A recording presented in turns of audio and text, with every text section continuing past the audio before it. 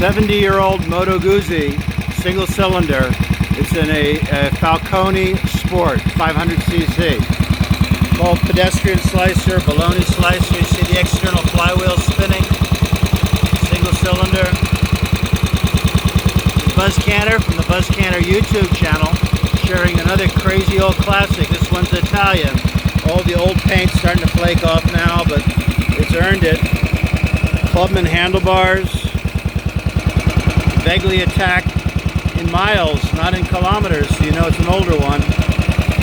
Upside down forks. This is from the early 50s. Way ahead of their time. Upside down front fork suspension.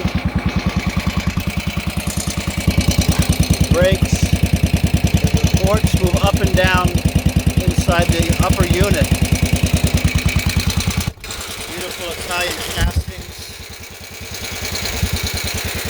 And scissors suspension. Check that out. Scissors. They work like a scissors. The shocks, and underneath is a muffler, but you can't really see it. Down underneath, sort of like a Harley Softail. Pedestrian seat. Oh, there you have it.